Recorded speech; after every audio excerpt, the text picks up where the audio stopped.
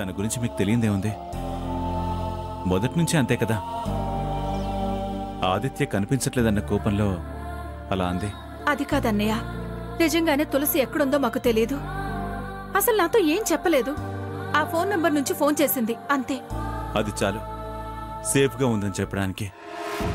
తులసి phone number ఇచ్చిందంటే ఆ దాక్షాయణి దగ్గర ఉందని అర్థం.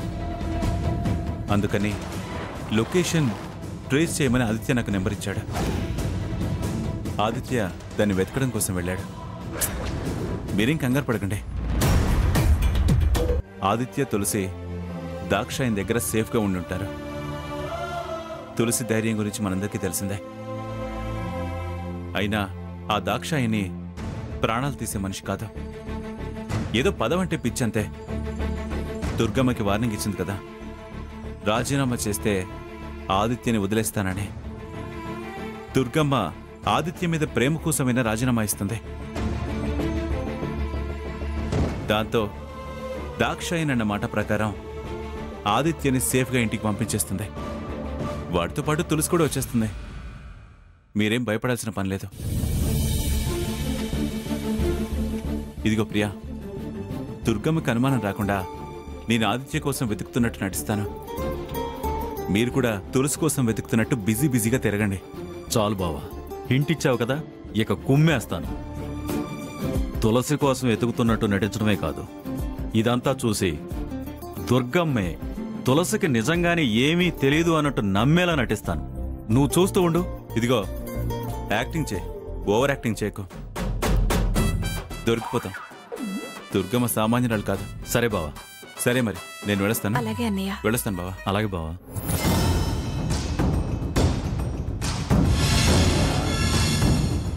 ఏంటో కొత్తగా యాక్టింగ్ చేయాల్సి వస్తుంది. తప్పదు. అలవాటు లేకపోయినా సరే కొన్ని సందర్భాల్లో చేయక తప్పదు. బావ హామీ ఇచ్చాడు కదా, మనకి ఇంకేం భయం లేదు.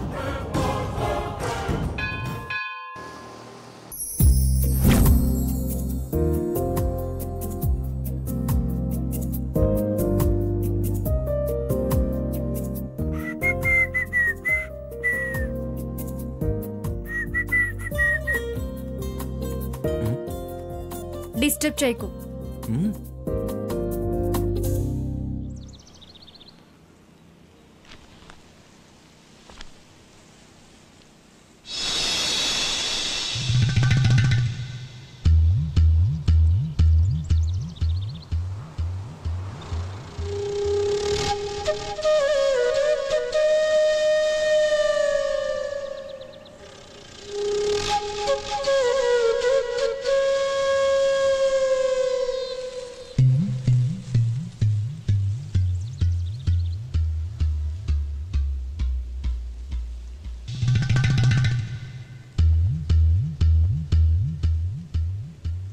ఏంట్రా, ఏం చేస్తున్నావురా?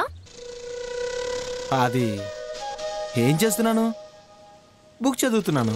ఏరా, ఎదురుగా నేనుంటే నువ్వు బుక్ చదువుతున్నాను అని చెప్తే నమ్మడానికి నేనేమైనా పిచ్చిగూరెలా కనిపిస్తున్నానా?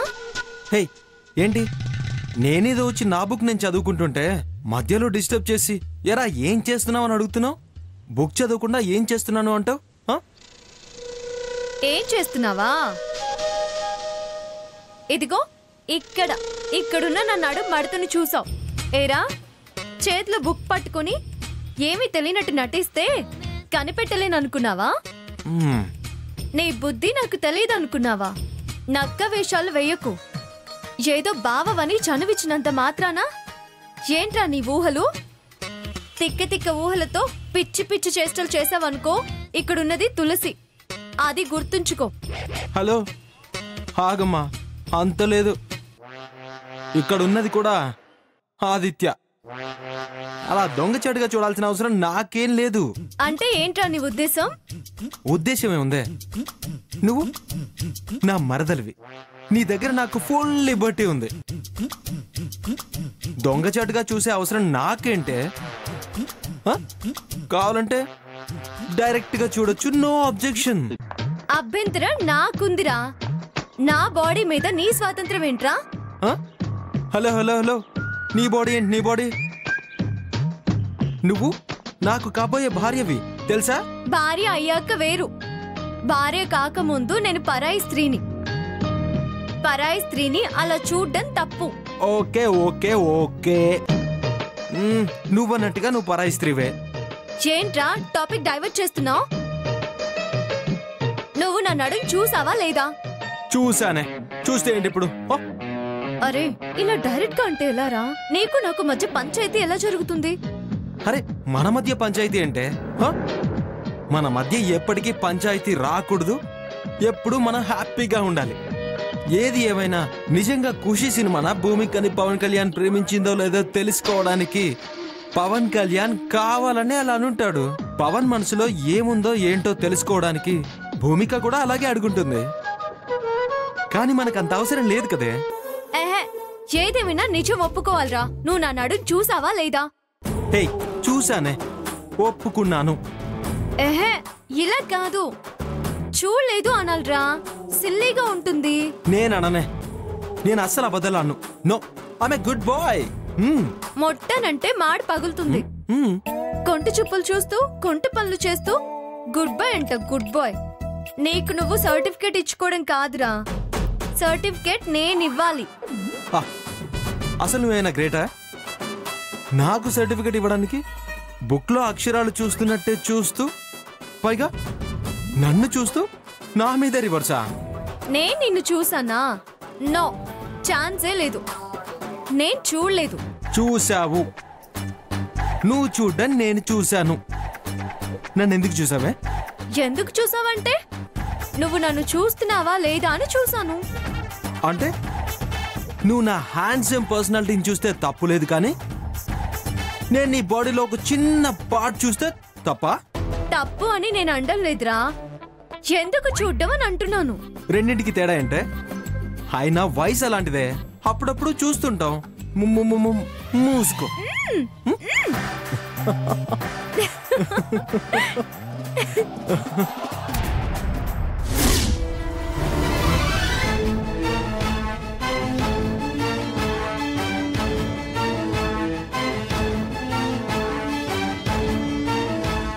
ఏంటి దుర్గమ్మ, వచ్చినప్పటి నుంచి చూస్తున్నాను. పెళ్లికొడుకు ఎక్కడా కనిపించడం లేదు. అవతల ముహూర్తానికి టైం అవుతోంది. పెళ్ళవుతుందని సిగ్గుతో రూమ్ లోంచి బయటికి రావడం లేదా ఏంటి? అబ్బే అలాంటిదేం లేదు. వాడు పార్లర్కి వెళ్ళాడు. ఇంతకు ముందే ఫోన్ చేశాడు. ఇంకో 10 నిమిషాల్లో బయలుదేరి వచ్చేస్తున్నాడు. ముహూర్తానికి ఇంకా టైం ఉంది కదా, ఈ లోపు వచ్చేస్తాడు. ఓ, పార్లర్కి వెళ్ళాడా? ఈ మధ్య అందరికి ఇదొక ఫ్యాషన్ అయిపోయింది. మగ ఆడని తేడా లేకుండా అందరూ మొహాలకి రంగులేసుకోవడం, ఫోటోలకి ఫోజులు ఇవ్వడం. సరేలే, వాడు వచ్చేస్తాడు, మీరు వెళ్ళండి. సర్లే పదండి, పద.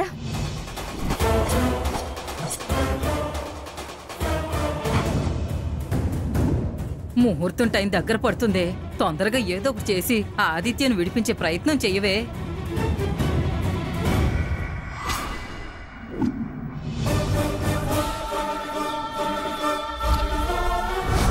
నువ్వు వెంటనే ప్రెసిడెంట్ పదవి వదులుకుంటే వాడు ఇంటికి తిరిగొస్తాడు. నీ పదవి విరమణ పత్రం ఎంత తొందరగా వస్తే అంత తొందరగా వాడి ఇంటికి వస్తాడు.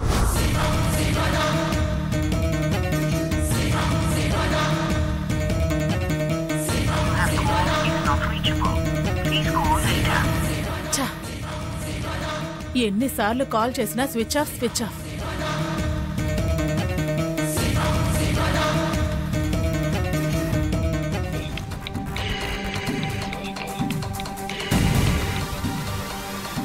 చెప్పు దుర్గా. ఏంటండి, ఆ దాక్షాయణికి ఎన్నిసార్లు ఫోన్ చేసినా స్విచ్ ఆఫ్ అని వస్తోంది.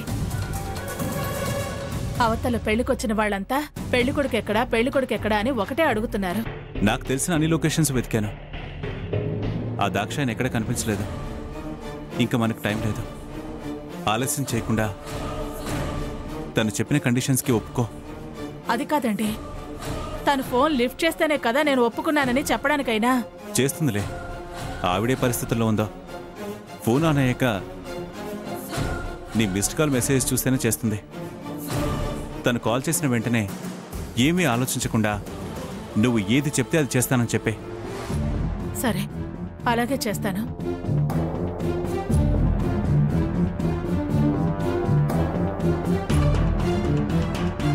చూడండి, ఆదిత్య కిడ్నాప్ అయిన విషయం మనకి తప్ప మరో మనిషికి తెలియకూడదు. ఇదిగో పిన్ని, ఎవరు అడిగినా పార్లర్కి వెళ్ళాడు, వచ్చేస్తాడు అని చెప్పండి.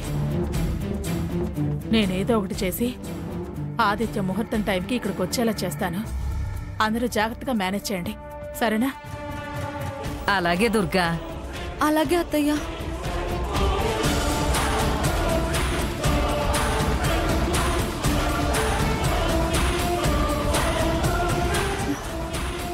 నానమ్మ, పదండి, మనం కూడా వెళ్ళి మేనేజ్ చేద్దాం. పదవే.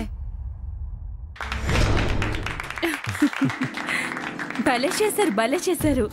Same to same Kushi cinema మళ్ళీ చూపించారు. ఖుషి 2019లో వస్తే ఎలా ఉంటుందో అలాగే చేశారు. సేమ్, చాలా బాగుంది. Thank you so much. Okay, ఇప్పటి వరకు డైలాగ్ పార్ట్ అయిపోయింది. ఇప్పుడు సాంగ్ పిక్చరైజేషన్ చూద్దాం. సాంగ్ పిక్చరైజేషనా? అవును, మీరొక మూవీ సాంగ్ కి యాక్ట్ చేయాలి. మూవీ సాంగ్ కి మేం యాక్ట్ చేయాలా? ఓ, రికార్డింగ్ డాన్సా? అలాంటిదే. ఇప్పుడు అన్ని చోట్ల జరిగేది అవే కదా.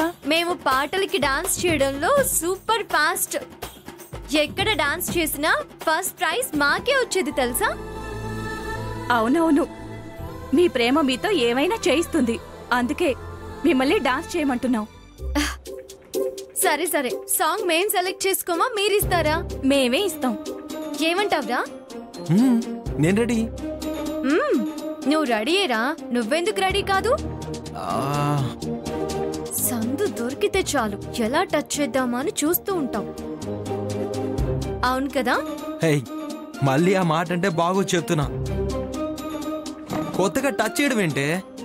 చిన్నప్పటి నుంచి మనం టచ్ లోనే పెరుగుతున్నాం కదా. నువ్వు నాకు టచ్ లో ఉండు, నేను నీకు టచ్ లో ఉంటాను. ఆ టచ్ వేరు, ఈ టచ్ వేరు. ఏంటో ఈ టచ్ కి ఆ టచ్ కి తేడా. నేను నోట్లో వేలేసుకున్న దానిలా మాట్లాడుకు. నీ సంగతి నాకు తెలీదా? అబ్బా తులసి, ఆహా తులసి, ఓ తులసి అనడం. ఇదిగో, మేము ఇందాకే చెప్పాం డైలాగ్ యాక్షన్ వద్దని. ఇప్పుడు సాంగ్ విని డాన్స్ చేయండి. ఓకే, సాంగ్ ప్లే చేయండి. అలాగే. వదిన ఏం చేస్తుందో ఏంటో. ఆదిత్య కోసం అసలు రాజీనామా ఇస్తుందో లేదో. అదేంటి అలా మాట్లాడుతున్నావు? కొడుకు కంటే పదవి ఎక్కువ అనుకుంటున్నావా దుర్గమ్మకి? ఖచ్చితంగా ఆదిత్య కోసం పదవికి రాజీనామా చేసి తీరుతుంది. దాక్షాయనికి పదవి ముఖ్యం కాబట్టి దుర్గమ్మ రాజీనామా చేసిన వెంటనే ఆదిత్యను వదిలేస్తుంది. వదినకి పదవంటే ఇష్టం కదా, రాజీనామా ఎలా చేస్తుంది? పదవంటే ఇష్టం ఉండుంటే తనకి తానుగా పోటీ చేసుండేది. కాని దుర్గమ్మని పోటీ చేయించింది తులసే కదా. మీ వదినికి పదవంటే పెద్దగా వ్యామోహం లేదు. ఒకవేళ ఉన్నా కొడుకు కంటే పదవి ముఖ్యం కాదు కదా. తను ఖచ్చితంగా రాజీనామా చేస్తుంది. నువ్వేం భయపడకు, మనకంతా మంచి జరుగుతుంది.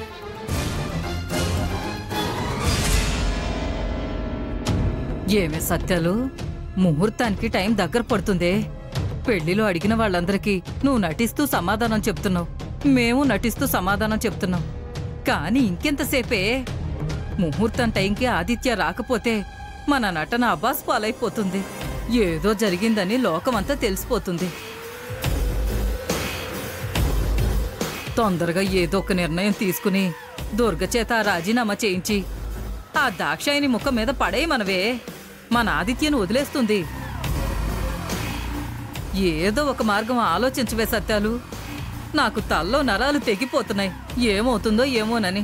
నీకు నరాలు మాత్రమే తెగుతున్నాయి, నాకు నరాలు చిట్లుపోతున్నాయి. టైం దగ్గర పడే కొద్దీ బ్రెయిన్ పగిలిపోతుంది. మళ్ళీ పెళ్లి ఎక్కడ ఆగిపోతుందోనని ఇలా నా జీవితం మొత్తం పెళ్లి వాయిదా పడ్డవేనా? నాకు పెళ్లి యోగం లేదా? ఏ దుర్గమ్మ, నేను రాజీనామా చేస్తాను అని అంది కదా, నువ్వెందుకు టెన్షన్ పడుతున్నావు? అయినా ముహూర్తానికి ఇంకా గంట టైం ఉంది. గంట? సంవత్సరం నుంచి ప్లాన్ వేస్తూనే ఉన్నాం కానీ ఏమీ జరగలేదు. గంటలో ఏం జరుగుతుంది చెప్పు? నిమిషంలో ఏదైనా జరగచ్చు. దుర్గమ్మ పంతం తగ్గించుకొని రాజీనామా చేస్తాను అంది కదా, నువ్వెందుకు టెన్షన్ పడ్డావు? ఈ ముహూర్తానికే నీకు ఆదిత్యకి పెళ్లి చేసే బాధ్యత నాది. సంవత్సరం నుంచి మాట అంటూనే ఉన్నావు చిన్నత్త, నేను వింటూనే ఉన్నాను. ఇదిగో ఇలా గండం వచ్చి మీద పడ్డం వల్ల పెళ్లి జరగకుండా ఆగిపోవటం, నేనే నుయ్యో గొయ్యో చూసుకోవడం, మళ్ళీ వచ్చి మీరు నన్ను ఆపటం మనకు అలవాటైపోయింది. ఇక నా జీవితం మొత్తం పెళ్లి కోసం ఎదురు చూడటమేనా? పెళ్ళయ్యి ఏ అచ్చట ముచ్చట జరగకుండా ఉండిపోవడమేనా? ఎందుకే ఏదేదో మాట్లాడుతున్నావు? నువ్వేమీ అగాత్యం చేసుకోవాల్సిన పని లేదు. ఆ దాక్షాయనికి కావాల్సింది పదవి కాబట్టి దుర్గ రాజీనామా చేస్తానంటే అది ఆదిత్యను వదిలేస్తుంది. ఆ పనేదో తొందరగా చేయమని చెప్పు నాన్నమ్మా. మనం ఎన్ని ప్రయత్నాలు చేసినా ఆ తులసి నీ పెళ్లి జరగదు అన్న మాట గుర్తుకొస్తేనే నాకు చాలా భయం ఇస్తుంది నాన్నమ్మా. ఇదంతా తులసినే చేస్తుందంటావా? లేకపోతే ఇంకెవరు చేస్తారు? ఆ దాక్షాయనికి కావాల్సింది పదవి. అత్తయ్య రాజీనామా చేస్తానని అంది. వెంటనే ఆదిత్య భవన్ వదిలేయాలి కదా. వదలకుండా ఫోన్ స్విచ్ ఆఫ్ చేసి పెట్టుకుందంటే దాని అర్థం ఏంటి? ఇదంతా తులసి ప్లానే. అది కావాలని ఆలస్యం చేస్తుంది. ఏం ఆలస్యమో ఏంటో, ఈ టెన్షన్ భరించలేకపోతున్నాను. అవును చిన్నత్తయ్య, నాకు కూడా అలాగే ఉంది. నాకు చాలా భయంగా ఉందే. ఏం చేద్దాం? నువ్వేదో ఒకటి ఆలోచించవే సత్యాలు.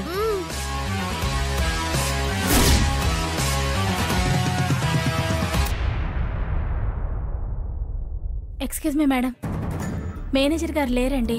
లేరా? ఎక్కడికి వెళ్ళారు? వాళ్ళ దూర బంధువులు ఎవరో చనిపోయారంటే వెళ్ళారండి.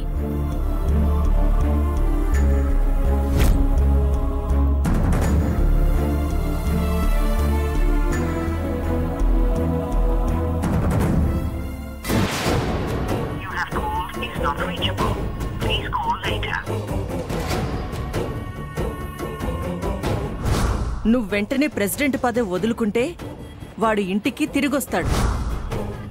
నీ పదవీ విరమణ పత్రం ఎంత తొందరగా వస్తే అంత తొందరగా వాడి ఇంటికి వస్తాడు.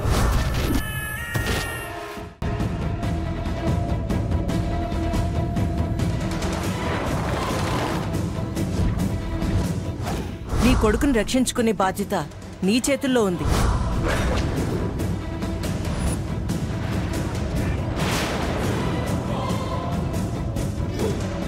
చెప్పు దుర్గా. ఏమండి, మహిళా మండలి ఆఫీస్కి వచ్చాను. రాజీనామా లెటర్ ఇచ్చి వెళతామని. చూస్తే మేనేజర్ లేరు, ఊరెళ్ళారంట. దాక్షాయనికి ఫోన్ చేస్తే స్విచ్ ఆఫ్ అని వస్తోంది. అసలు ఏం చేయాలో అర్థం కావటం లేదు. ఏం చేయమంటారు? నేను ఆ దాక్షాయని కోసమే ట్రై చేస్తున్నాను. అడ్రస్ దొరకడం లేదు. నీ మిస్డ్ కాల్స్ ఆవిడ దగ్గర ఉంటాయి. ఫోన్ చేస్తే నువ్వే విషయం చెప్పు. అయ్యో, అసలు ఆవిడ ఎప్పుడు ఏం చేస్తుందో ఏమో. యువతల పెళ్లి ముహూర్తం దగ్గర పడుతోంది. ఎలాగండి? మనమేం చేయగలం దుర్గా? అంతా ఆ దాక్షాయని చేతుల్లోనే ఉంది. ఎలా జరగాలనుంటే అలా జరుగుతుంది, అంతే. అది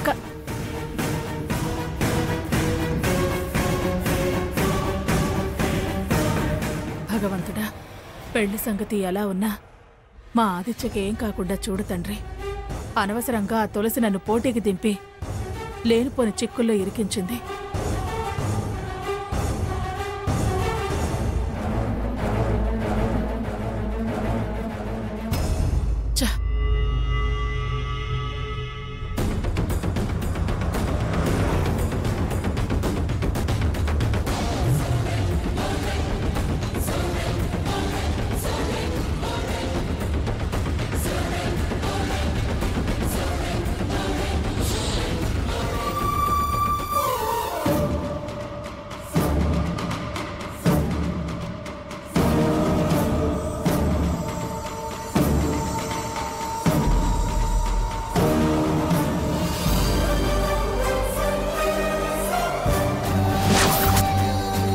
దుర్గతో మనమేం చేయలేమన్నాను. ఎలా జరగాల్సి ఉంటే అలా జరుగుతుంది అన్నాను. కానీ తులసి ఆదిత్యల పెళ్లి విషయంలో దాని తండ్రిగా నా బాధ్యతని నెరవేర్చాలి. నా కొడుగ్గా పెరిగిన ఆదిత్యకిచ్చిన మాట ప్రకారం వాళ్ళ పెళ్లి జరిగేలా చూడాలి. కూతురి ఇష్టాన్ని తీర్చడం తండ్రిగా నా ధర్మం. ఎస్, నేను వాళ్ళిద్దరికీ పెళ్లి జరిపించి తీరుతాను. ఆ తర్వాత ఏం జరిగితే అది జరుగుతుంది. కానీ తులసి కూతురని ఇప్పుడు చెప్పినా దుర్గ నమ్మదు. నిజం దుర్గకు చెప్పినా చెప్పకపోయినా చెప్పి తన ప్రాణాల మీదకి తేవడం మంచిది కాదు. ముందు వాళ్ళ పెళ్లి జరిగేలా చూడడం మంచిదే.